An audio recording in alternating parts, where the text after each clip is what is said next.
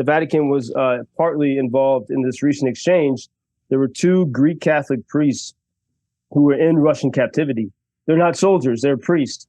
Obama, Soros, Brian Lewis, Joe. Little Joe Lindsley.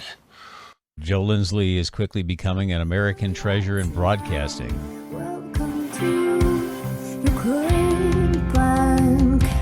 And the word from Ukraine, from President Zelensky, Russia dropped more than 800 glide bombs in Ukraine in the past week alone.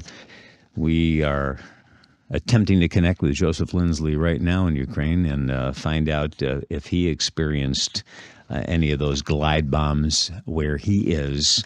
And also, Ukraine apparently has lost 80% of its thermal and a third of its hydroelectric power in Russian strikes.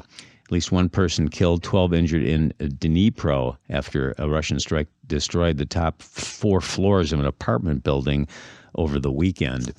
When we talked to Joseph on Friday, I believe he was in Kharkiv, and things were relatively quiet then, and hopefully that's the way it is now. But we're trying to make our connection with him, and hopefully we will do that any second now.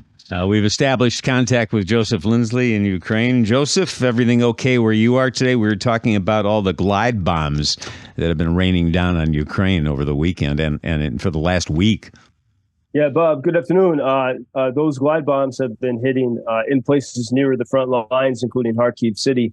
They're not able to reach a place like Lviv, where I am right now.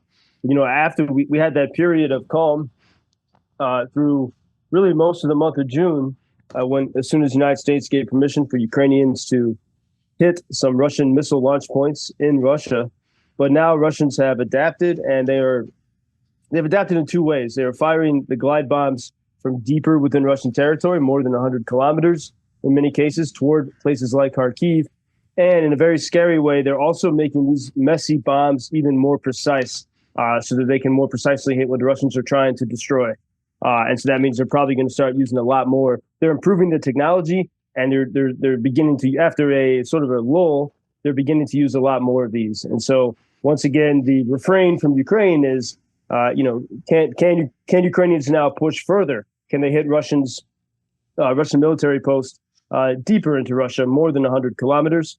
And we see very keenly here in Lviv and throughout Ukraine the past days the effect of Russia's sustained attacks upon Ukrainian infrastructure. In Kyiv, in the capital, here in Lviv, many people go without water for at least several hours a day without running water. And there are significant power cuts starting today, July 1st. Here in Lviv, people can expect to be without power about half of the day.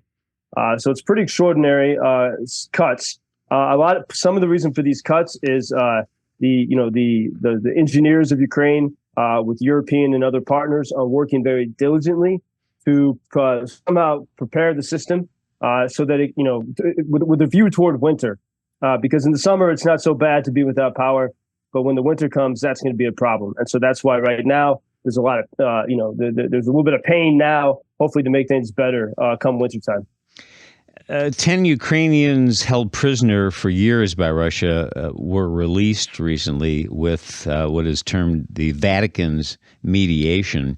Is there any hope or any thought that somehow with the Vatican's help there can be some sort of negotiation to end this war? I think that generally no. I mean, I think the Pope is probably he's expressed his frustrations on this. Early on, he tried to sort of play both sides, which frustrated many Ukrainians. But, I think there's no sense that Russia and the Russian Orthodox would want to listen to Catholics. The reason why the Vatican was partly involved in this recent exchange, there were two Greek Catholic priests who were in Russian captivity. They're not soldiers, they're priests.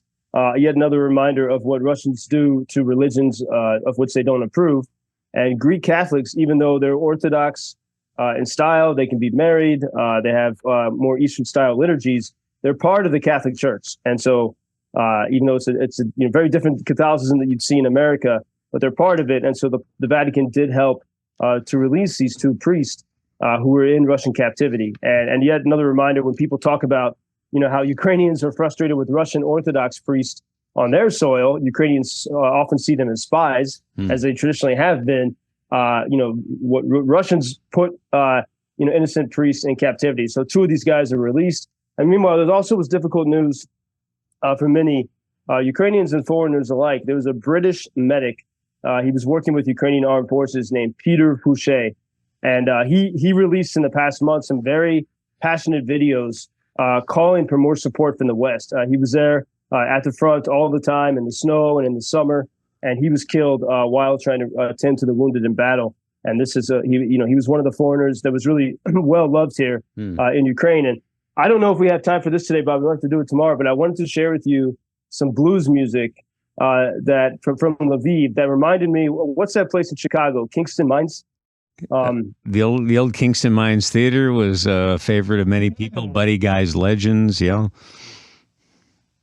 And I've been there once before, and I was thinking of Chicago because there was a gathering of there was an American musician and was leading Ukrainians singing old American spirituals and blues. And in this little clip, you can hear, just as with the American gospel songs, it was about the pain of slavery. So often you can hear the pain and the hope in this little clip. So I wanted to share a bit of that with you. All right. Yeah, we have a minute to listen. Here you go.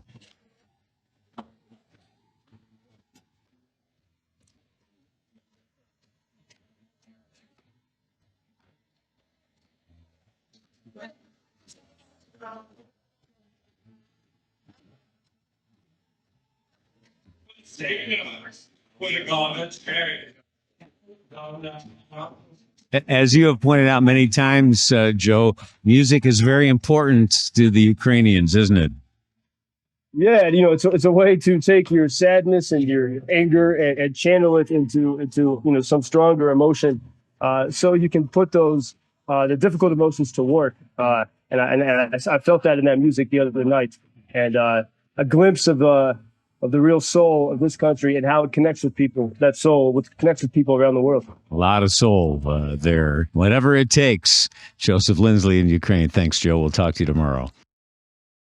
Thank you for introducing Ukraine on your social media pages. That's very important that much more people can get more information about the situation here and how everybody can help Ukraine to stay stronger and to save all the world. Що сказав? Well, which side are you on? На чиїй ти стороні? Come on now. Oh, which side are you on? На чиїй ти стороні? Єбать.